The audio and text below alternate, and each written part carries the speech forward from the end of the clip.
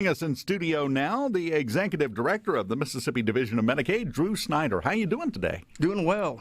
You're all perky and happy, so it's a good day, right? Absolutely. Now, let me ask you, before we get into the nuts and bolts of a lot of this stuff, let's just get an update on the Medicaid division, if you don't mind. How are things going over there? Sure. Going real well. Look, if you had told me 2 years ago that we would have enrollment would be up 16.5% and we wouldn't be having financial difficulties, I would have said you were crazy. But, here we are. We've added about 119,000 to the Medicaid rolls since COVID. That has been primarily driven by federal legislation that requires continuous coverage for individuals. Previously, if an adult started earning too much income, they would roll off after a certain period of time. Or if a pregnant woman gave birth 60 days postpartum, she would roll off unless she met eligibility for another category. That's not happening now. It's continuous coverage. There are probably some in Washington that would want to make this indefinite, but at some point they're going to end this public health emergency, and we're going to go back to in some ways the way things were prior to COVID. Well, and we use that term all the time, and I just worry: are we ever going to get back to what it was in 2019? Say, I don't think it will look exactly the same. And certainly on the Medicaid side, from a service delivery perspective, we expanded telehealth services during the pandemic. Saw a lot more utilization on the behavioral health side, on telemedicine, and have actually made some of those changes permanent, and we won't be going back to there will be bricks and mortar healthcare, but it's going to look a little different. And I don't think there was a lot of good that's come out of COVID, but on the healthcare delivery side, the expansion of telemedicine may be one of those things, one of the good things. How has the uptake on that been as far as people adopting that and using it? It's been really strong, and I think we really saw it quickly. On the behavioral health side, some primary care has been. It depends on where and who, but it's leveled out a little bit, and I think people are always going to need to go in, and doctors are going to need to see you, but physically. But it's a good tool in the toolbox. Well, and I would think it would actually provide a little bit of cost savings for the Medicaid program. Well, I think the benefit from it is more of the convenience to the beneficiary. You're not having to drive from Belzona to Jackson to see your doctor every time. There's legislation that essentially requires parity, cost parity in Medicaid. For if you're doing a telehealth visit, it's going to cost the same as an in-person visit. I'm not sure that's the policy. I would recommend. I think there probably does. If it's.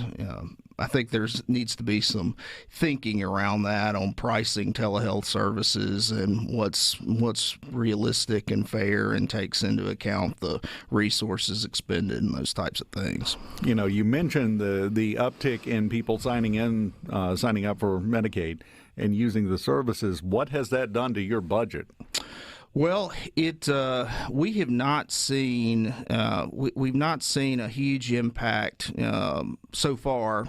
In part because the federal government has increased the federal medical assistance percentage, or what we call FMAP, and typically it's around 78%. They increased it 6.2 percentage points for the duration of the public health emergency, and so right now the federal government's paying about 84%, and that's offset some of the increases that we've seen on the enrollment side. Now, the scary part of that sentence that you just said, though, was the phrase "right now." Right now, yes. Because just because they're doing it now doesn't mean it's going to continue into the future. And even if they do, that's still tax money being spent. Yeah, that's right. And we talk a lot about sustainability, and we're not just looking at the next quarter or the next state fiscal year, but what are things going to look like in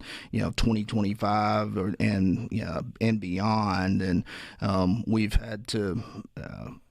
We have to make it clear that this kind of federal support is not going to always be there, and the financial situation will probably not be as strong 2 years from now as it is today. So we can just because things are good right now doesn't mean we stop being fiscally responsible and careful and making sure that every choice we make we consider the financial implications and act prudently. Well, yeah, because it's an easy trap to fall into. They're sending you money. Oh, I'm going to spend it all right now. No, because that's a continuing expense moving forward. Now, you mentioned federal legislation and things that were increased, the money that the federal government kicks in. Let's talk for a minute about President Biden's big banner legislation, Build Back Better. What impact does that have on you? Well, look, setting aside the fact that I don't think it's financially sustainable for the country, but from a Medicaid impact, it would add some new requirements around some of these home and community-based waiver services. But I think one of the bigger pieces and one of the things that has captured a lot of people's attention is what it's going to do around the Affordable Care Act and the tax subsidies for individuals that would be eligible in that Medicaid expansion category if the state had chosen to expand Medicaid. What it proposes to do is to expand these Affordable Care Act tax subsidies for people making either no income or up to 100% of the federal poverty level, and that will capture the group of that encompasses the group of people that when we talk about the Medicaid expansion group. So instead of getting on Medicaid, they would have the opportunity to get in one of these private marketplace plans. It wouldn't be any cost to the state of Mississippi because it's fully federally subsidized. It wouldn't be that 10% non-federal share. So that's something that as people start to chatter about Medicaid expansion before. It will be interesting to see what happens here, and if that legislation ultimately passes. Look, it's supposed to be temporary. They say this is for 3 years, but as we've learned, nothing at the congressional level, no benefit once it's been given, is ever temporary. There is no thing more permanent than a temporary emergency. You know that just as well as I do. Having said that, though, there's a pretty good chance, and I think everybody's opinion leans toward, in the midterms, control of at least the House of Representatives going back to the Republicans. They could come back and undo some of this. And I would think that would have to figure into your long-term planning on this kind of thing. Even if this does pass, if the whole Build Back Better thing goes through, both parts of it exactly as he wants, that doesn't mean that it'll still be here even next year. So that would, I would think, make it kind of hard to make any decisions about what to do with it, even if more federal money does come down. Yeah, look, and that's one of the challenges of planning in Medicaid is we do try to think ahead and think strategically, but whether it's at the federal level or the state level, policies can change. Now, whether it's you're still going to have a Democrat president, even with a Republican House of Representatives. So if things are done, I think it may be difficult to be undone. At least until the executive branch changes. It's very good.